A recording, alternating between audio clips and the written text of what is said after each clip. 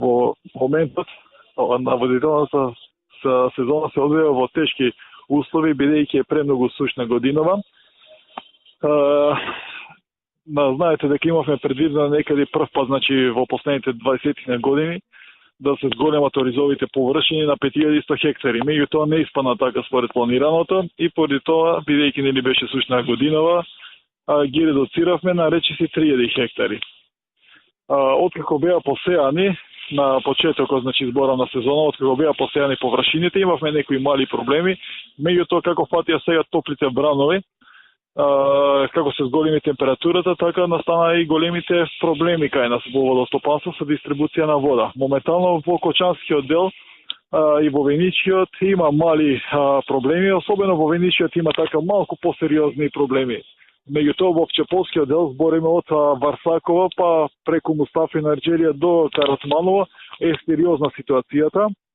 Им дадов наредба на сите мои вработени во тој дел и делот за одржување да излезат на терен и да воочат ситуацијата. Меѓутоа имаат големи проблеми вработениве на терен, затоа што самите водокорисници се на некој начин недисциплинирани и не се придржуваат кон плановите за редукција на вода.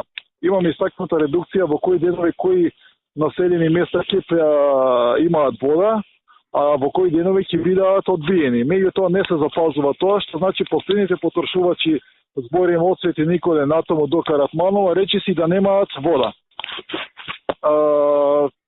Се обидуваа нашите вработени да ги регулираат овие работи од вработените од канцеларија во Свети Николе.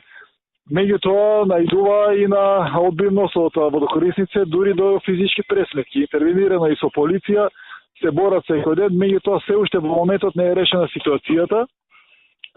Шетавме речиси два вечера до досните ноќни часови по самиот канал да видиме кои крадат, кај се кради водата. Јас лично бев, значи, два вечера со тим на луѓе од Кочани.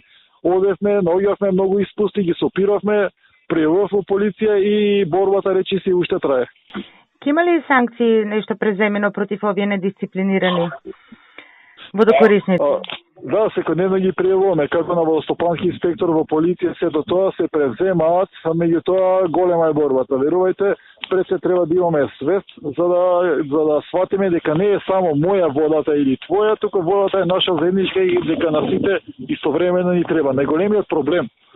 Најголемиот проблем се воочува во делот на ГК-18, ново реновираниот канал, тој е кај Штипскиот дел и во Мустафина и Ерџелија. Најголемите потрошувачи се токму тука и на никој начин, значи, до сега не можеме да извоеме таа битка со нив.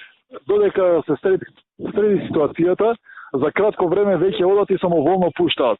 Водокорисниците од тој дел тамо, од Мустафино, особено, значи, речиси до сега и да немаат ден без вода. И тоа користат максимално. До тој степен, што дури речиси, имаме слики фотографирано, ги фатиме на дело, ги наводенуваат и оние ниви кои што ги ожнеале, тука што ги ожнеале и ги наводенуваат за да можат да ги ораат без проблем. И поради тоа, не е рационално користење таму во тој дел вода, останатите надолу по должината на каналот немаат вода.